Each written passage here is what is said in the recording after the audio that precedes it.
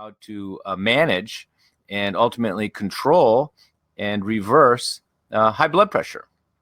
Notice I said reverse, and that's because we don't only want to manage the blood pressure by having to take some supplement or herb for the rest of our lives, but we want to resolve the actual issues behind the high blood pressure.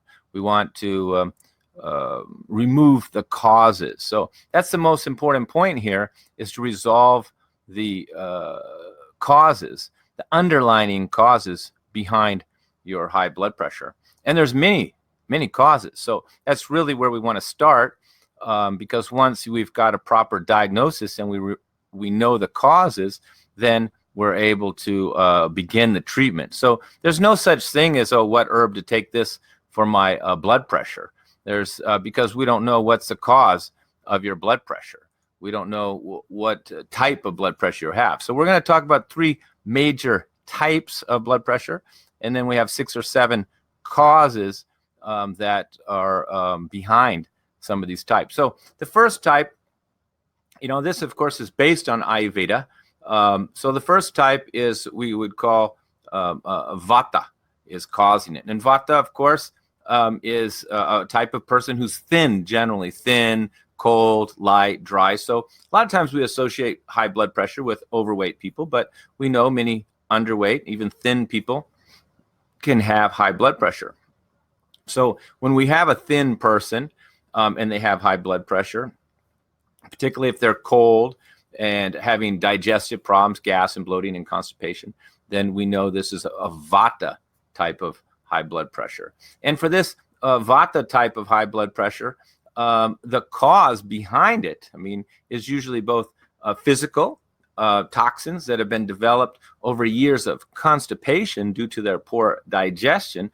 And this poor digestion resulting in this constipation, not having a couple bowel movements every day, or skipping days for 30, 40 years, creates a type of autotoxicity that recirculates through the system and gets in the circulation and in the arteries and creates a type of restriction in the arteries, and even can lead to inflammation in the arteries, which can then, of course, lead to blockage.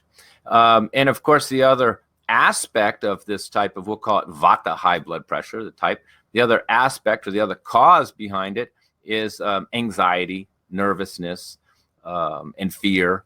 And, now this has been classified as a kind of a white coat high blood pressure. When you go in and you see the doctor in the white coat, your blood pressure goes up. Then you come home to your nice cozy house with your cat on your lap that you're petting, listening to your relaxing music, and your blood pressure is fine. So unfortunately, many people were misdiagnosed over the decades and were given blood pressure medication when the cause was their own nervous system and their own fear, often of the doctor themselves. So, but if we're talking about this Vata type of high blood pressure, then we're usually talking about a combination of the two, some anxiety, nervousness that's pushing up the blood pressure. And generally we see the blood pressure coming up and down, up and down. Sometimes it's very high when they're stressed, and then it's back to normal, and then it's up and down. And of course, the deeper cause too is this years of constipation. So we can still treat with herbs to some degree, which I'm going to get to at the end, but we need to treat the constipation. We need to treat the digestion, and we need to help and support the nervous system and help this person to relax, slow down the heart, avoid heart palpitations, anxiety, improve sleep. So we're talking nervines. And there's many nervines that actually help lower blood pressure as well, like a passion flower, oat straw.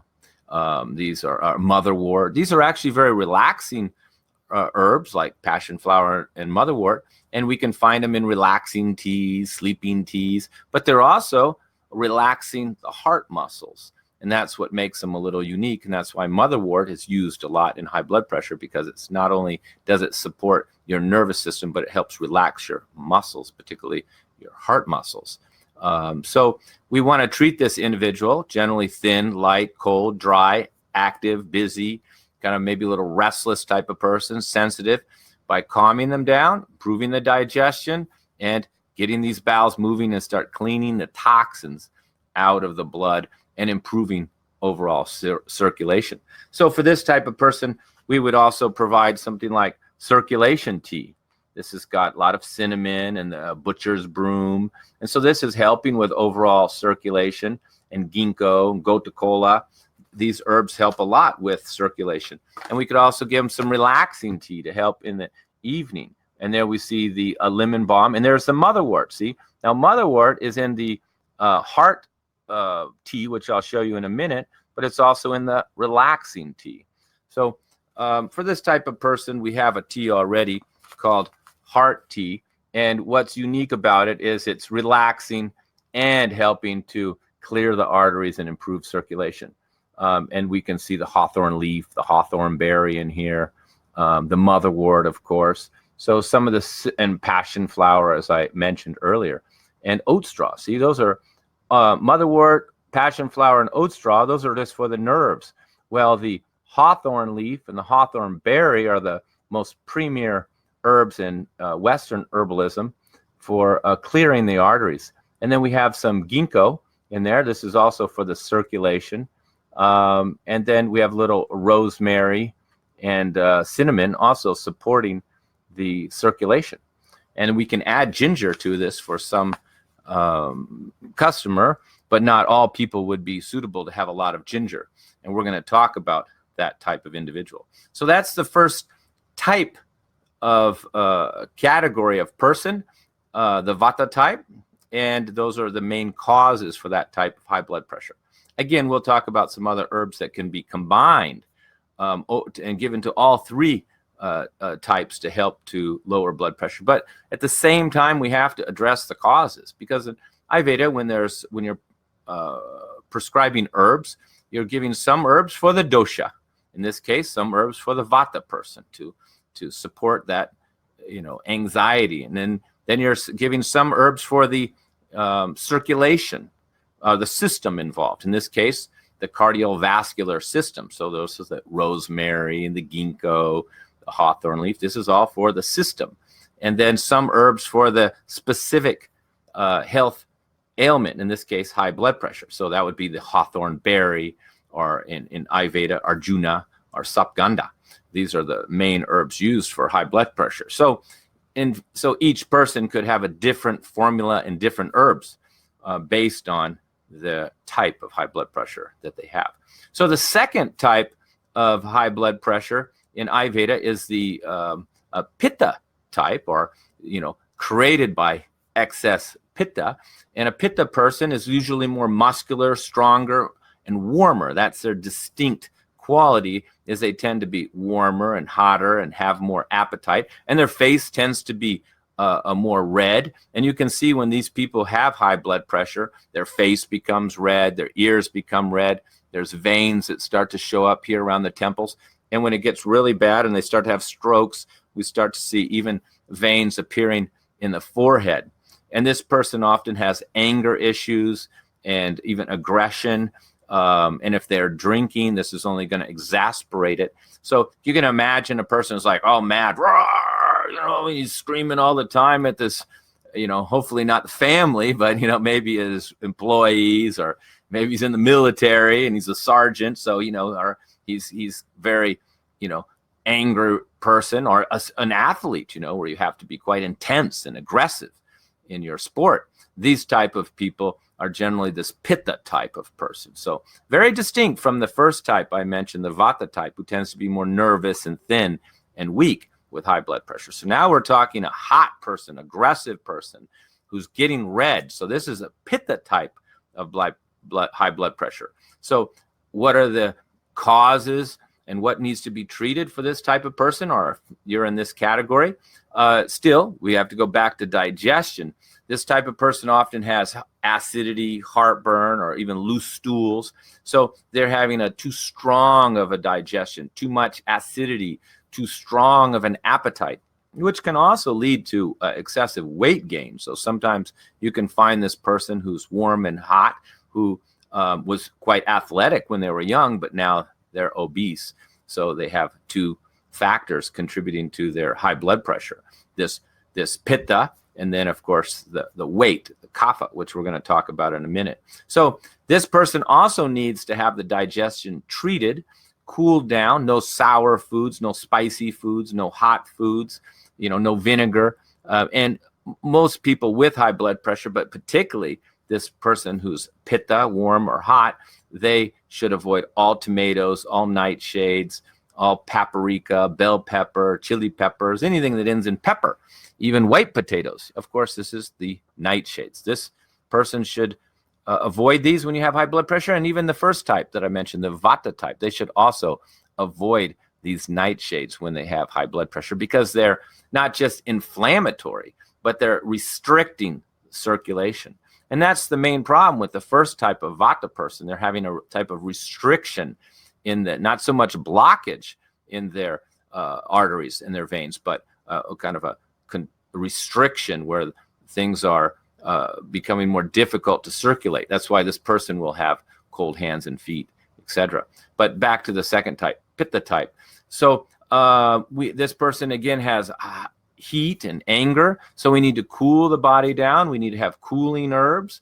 We need to try to chill them out, so to speak. So certain herbs that are like rose petals and pearls and even this motherwort, which we talked about earlier, is a fairly cooling herb, or Brahmi, which I think I brought here. This is Brahmi, and Brahmi is very relaxing and also cooling and good for anger and irritability. So we're trying to cool the person down on a mental level, so they're not feel so hot-tempered, and that helps lower their blood pressure. And then we cool the and pacify, we should say, the acidity in their small intestines, and allow that to cool their appetite down. You know how we all get a little hangry. That's where we're very hungry, and then we get a little angry. Well, this type of person has this problem to a large degree, where they're getting hangry easy and anger, and this pushes up their blood pressure. Of course, lifestyle is very important for treating all types, but for this pitta type, they need to be not as busy, not pushing themselves as hard, not pushing other people as much, relaxing more. And instead of going to the gym and pumping iron, they need to go walking or swimming, and walking in the moonlight or swimming in the water, cooling sports, and not too aggressive sports, and not aggressive exercise, and not overworking and over pushing themselves. And this type of pitta person with high blood pressure is the most common type of high blood pressure, by the way, and the person most susceptible to high blood pressure. So, if you were a warm, athletic, aggressive person when you're young, it's kind of like your Achilles heel, that later in life you have some inflammation, and then ultimately high blood pressure. Because this person who's pitta by nature, their weak point is inflammation and pain. So when you have inflammation in the arteries, we know that then the plaque then builds up to protect the arteries, the cholesterol, and this can create a blockage. So the combination of this inflammation in the arteries, plus generally the strong athletic heart with a strong beat. These people generally have a strong heartbeat even at an early age, a good pulse, you could say. And then because the heart muscle is strong, just like they are strong, so you have a strong pump, and then you have the inflammation in the arteries together, creating this high blood pressure. So we want to bring down inflammation, we want to bring down heat, and we want to chill the person out, cool them down, so they are more balanced in their mood as well. And so that's the main form of treatment. Of course, many of the herbs that we're going to talk about here in the end can be helpful for all types, but it's very important to treat these causes. Now, the next type is the kapha type of high blood pressure. And this type of person is generally the overweight person who has a sluggish appetite, not very active, not doing a lot of exercise, not a very strong appetite, but gaining weight, and maybe always quite heavy and full body. So this person also has a digestive problem that's contributing. But it's generally because of too much mucus in the body, too much dairy, too much animal protein, meat, and this starts to create a poor breakdown of fat.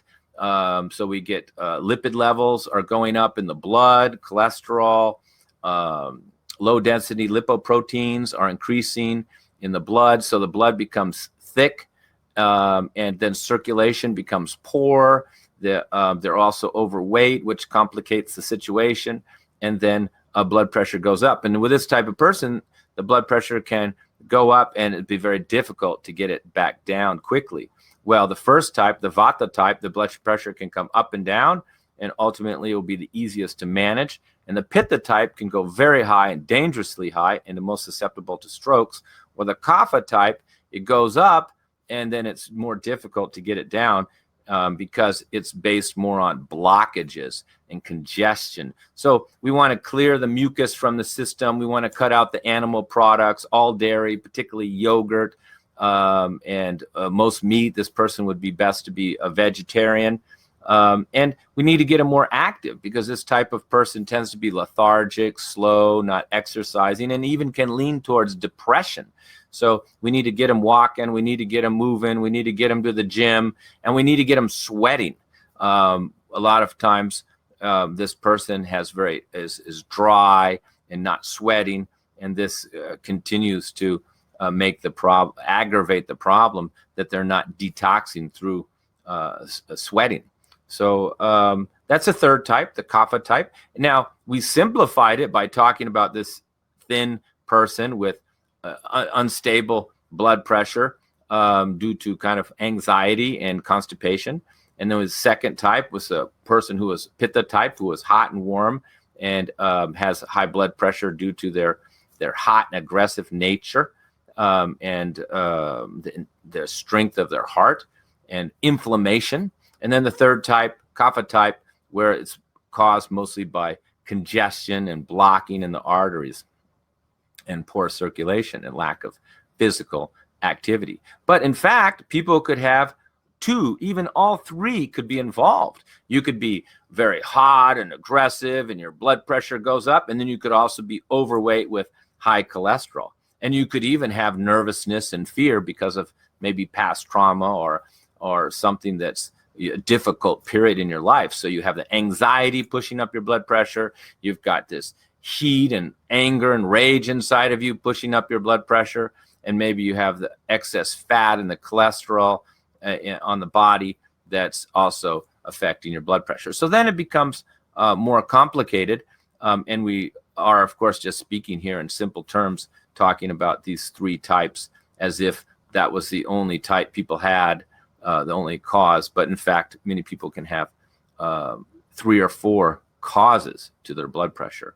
Now, there is one more cause we want to talk about, and is the blockages in the kidneys. We know the kidneys is like the water system of the body, managing the water, through the kidney, bladder, urinary tract pathway, we could call it. So, the kidneys are filtering the water, managing the electrolyte level, and filtering out many toxins like uric acids and creatine, and holding it in the bladder and then excreting it through the urinary tract. Now, if the kidneys have any type of congestion, blockage, such as kidney stones that have accumulated over time, signs and symptoms of this could be lack of urination in the day, poor flow, urinating at night, or the kidneys could be inflamed where they become painful, sensitive.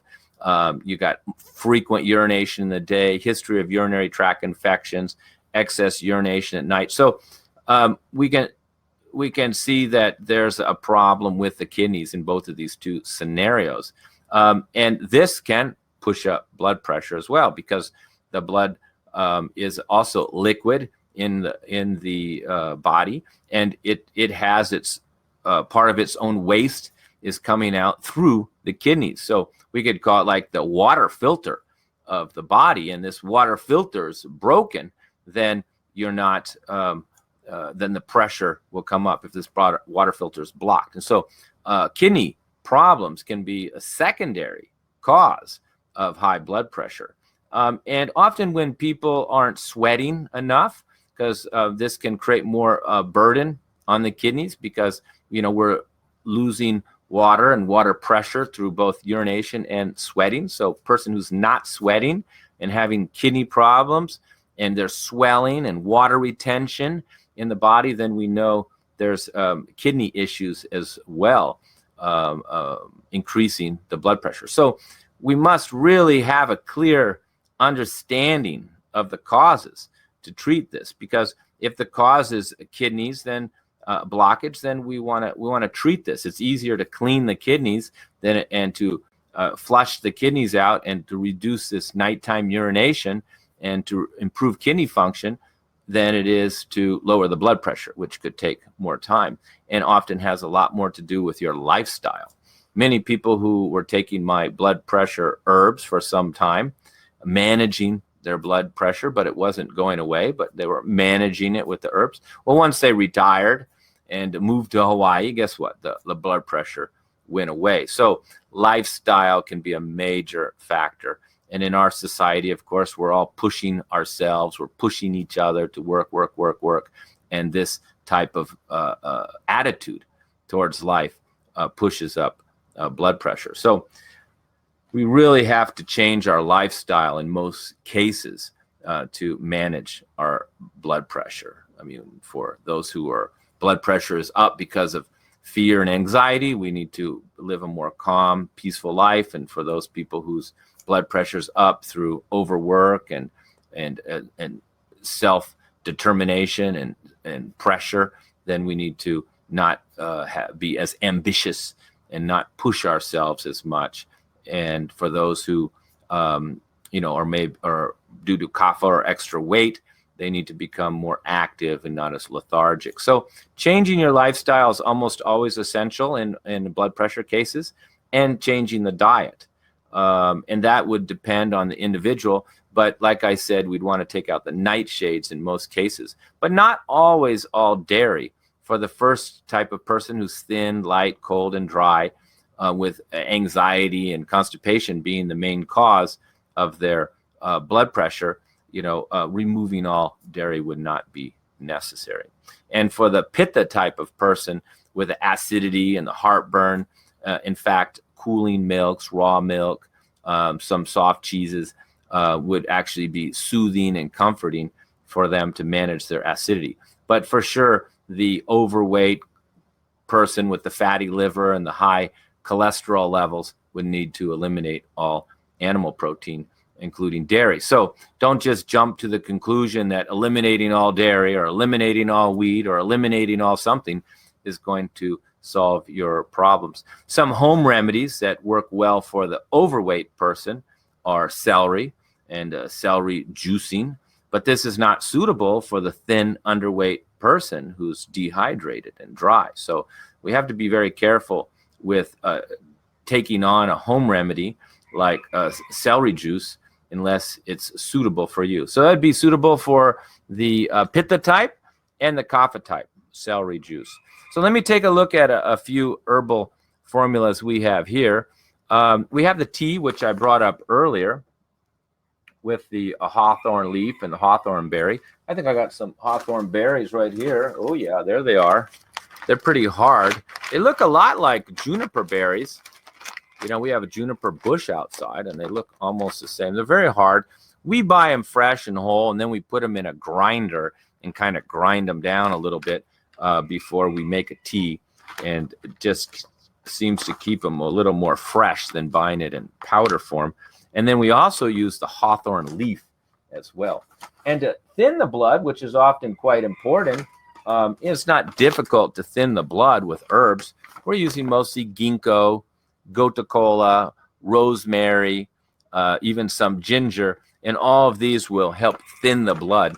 And lemon, lime also can help with thinning the blood, but you wouldn't want to give that lemon or lime to the person with the acidity or the pitta type. And here's the motherwort I talked about earlier. This is a key Western herb for high blood pressure. So if you were to say make a little tea at home for high blood pressure, motherwort, hawthorn berry, hawthorn leaf would be the foundation to that tea. And then putting in a little ginkgo, gota cola for circulation, like I've done in this formula here. But I will say that this formula and this tea probably would only help with mild hypertension, and very high hypertension would require something more potent, because these teas are quite light and they're very good at preventive, and very good at like mild cases of high blood pressure. In fact, I generally give them out mostly after the person's already recovered from high blood pressure, just to keep it down. Because mostly we're using churnas, or powders, because you're ingesting the herb. So we can see here the herbs, and there's that gota cola. That's the same as a Western herb, but here we have Arjuna, and Arjuna is the premier herb for high blood pressure. There's another herb, Shank Pushpi, which is a kind of relaxing, pitta pacifying herb. There's the gota cola, and there's sapganda. Sapganda is a very relaxing herb. In fact, we use it also in a sleeping formula, but it's very famous for relaxing the heart muscles. So it's a very important herb in high blood pressure. And until I incorporated this herb into this formula, my success rate was much lower. And there's Jatamatsi, and which is also a relaxing herb, which we see in relaxing formulas, and Tagar and Abrakbasma. So these are working very well in a formula. I think I have some. Here's Arjuna here. You can't really see it. It's in powder form. It's kind of a red. It's a bark from a tree. Arjuna bark. See, it says right there, bark, organic. It's from a big tree, big red tree with bark. And there's the sapganda right there. Sapganda, just so you know how to spell it. It's not easy to find. And it's you don't want to use too much sapganda in the daytime because it makes you sleepy, but we often can give out bigger doses at night to help lower blood pressure, relax the heart muscles, and help put the person to sleep all in one shot. But what makes these formulas effective is the fact that they're formulas. Just the Arjuna by itself is not that effective, just like teas are not as effective just by themselves. But there is very popular in India is Arjuna tea. And if you have high blood pressure and you're in India, more than likely somebody's going to give you Arjuna tea, and also a similar formula with Arjuna in it, and Sarpganda and some of these other herbs, because this is somewhat of a traditional formula. I think any Ayurvedic doctor looking at this formula is not going to see any surprises here. This is textbook formula because they did have high blood pressure years ago. And then there's also, it's called Arjuna Rishta.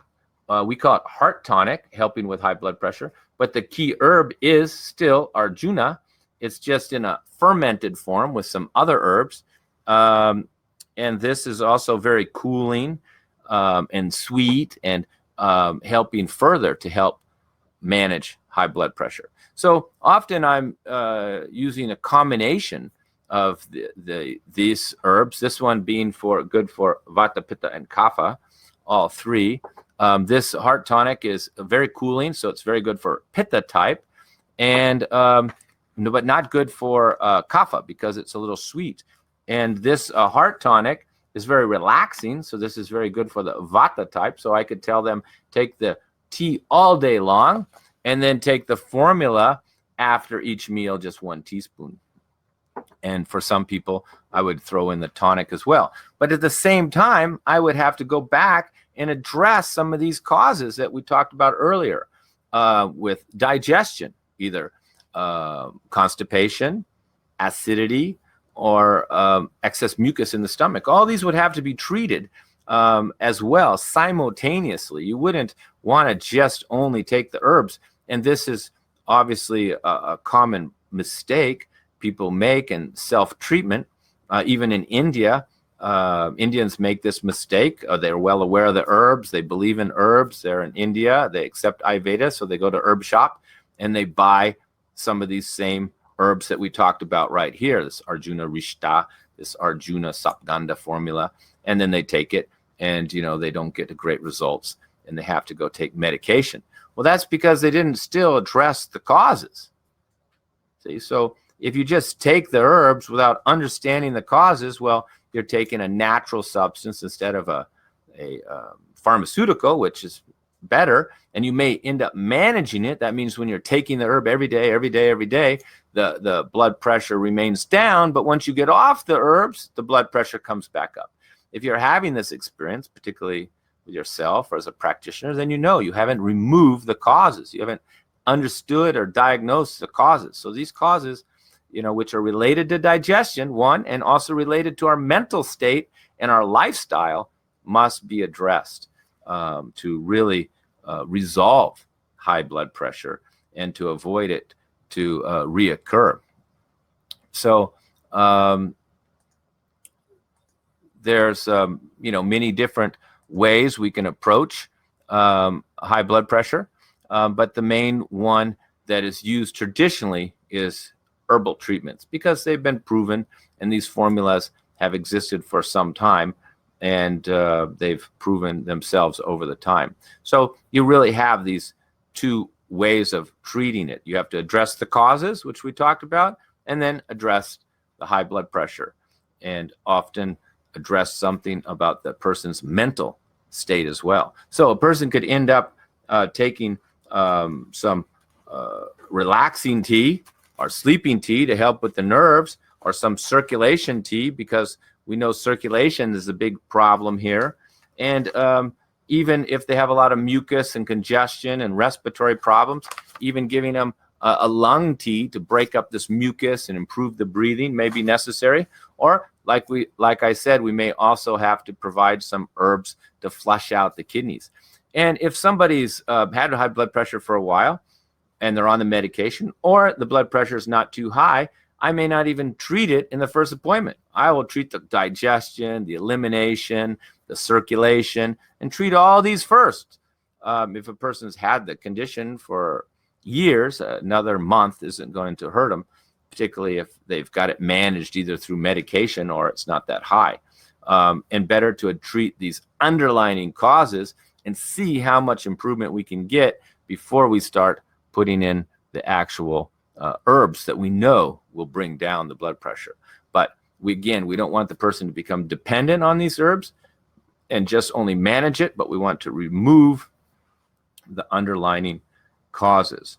So I hope that helped you to have a better understanding of the causes and the types of high blood pressure, and understanding as an herbalist the sophistication that it takes to address it. And that's truly a holistic approach. When I talk about treating your digestion, your elimination, your kidneys, your mental state, your lifestyle, and the high blood pressure, that's holistic. So we don't see enough holistic practitioners. If we go sometimes to a natural health food store or something, and we say we have high blood pressure, they're going to give you something for the high blood pressure. But this is not a holistic approach. There's no diagnosis, there's no understanding the whole individual, and they're not treating these underlying causes. So unfortunately, people don't always get good results from this kind of approach. Not to say that these herbs wouldn't help and couldn't manage the blood pressure to some degree, but it's truly not a holistic approach. And with high blood pressure, you need a holistic approach covering diet, lifestyle, and herbal treatments. So once again, thank you very much. I hope you learned from this webinar, and feel free to contact me. I have a long history of helping people with high blood pressure, and I'd be happy to speak to you about your case and answer your questions. Thank you very much. I sincerely hope you learned from this video and benefited from all the information. This knowledge is not my knowledge, nor is this information new, but part of the ancient healthcare system called Ayurveda, the science of life. I hope my videos explaining the Ayurvedic approach in a simple and clear manner helped you to overcome your health issues.